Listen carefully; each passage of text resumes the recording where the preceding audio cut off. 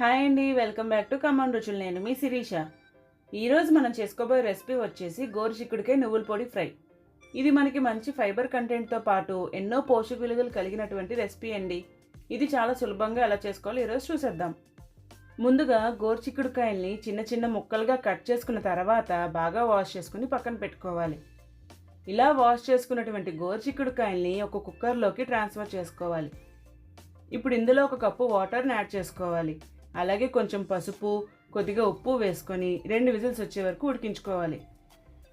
Cooker whistles వచ్చేలోపు నువ్వుల పొడిని ప్రిపేర్ చేసుకుందాం. ఇప్పుడు స్టవ్ ఆన్ చేసుకొని కడాయి పెట్టుకోవాలి. కడాయి హీట్ అయిన తర్వాత అరకప్పు నువ్వుల్ని వేసుకొని దోరగా వేయించుకోవాలి. ఇలా దోరగా వేగిన తర్వాత ఒక ప్లేట్లోకి ట్రాన్స్ఫర్ చేసుకుని పక్కన పెట్టుకోవాలి. ఆ తర్వాత అదే కడాయిలోకి 6 ఎండుమిరపకాయలని వేసుకొని దోరగా వేయించుకోవాలి. ఇప్పుడు స్టవ్ ఆన్ చేసుకొని మరో కడాయి పెట్టుకోవాలి.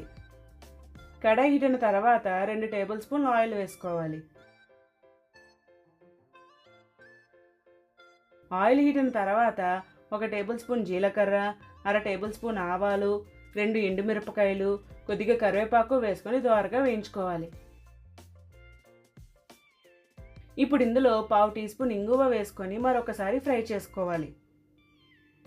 ఇలా ఫ్రై అయిన తర్వాత ఇప్పుడు ఇందులో మనం ముందుగానే ఉడికించి పక్కన పెట్టుకునే గోరుచిక్కుడుకాయల్ని వాటర్ లేకుండా స్ట్రెయిన్ చేసుకొని వేసుకోవాలి. ఇలా వేసుకున్నాక ఒకసారి బాగా కలుపుకోవాలి.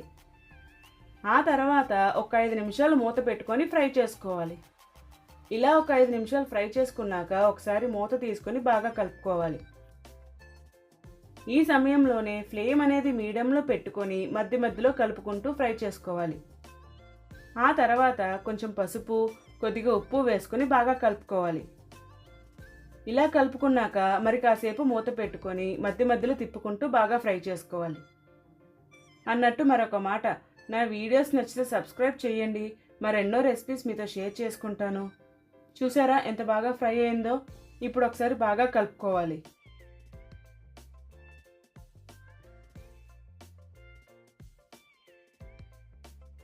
ఇలా కలుపుకున్న తర్వాత మనం ముందుగానే వేయించి పక్కన పెట్టుకున్న నువ్వుల పొడిని వేసుకొని బాగా కలుపుకోవాలి.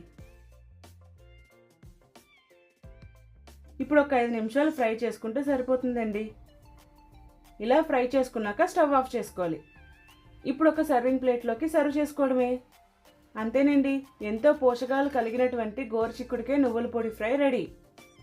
ఇది మీరు ట్రై చేసిన తర్వాత ఎలా వచ్చిందో నా కామెంట్ బాక్స్లో కామెంట్ చేయడం మర్చిపోకండి.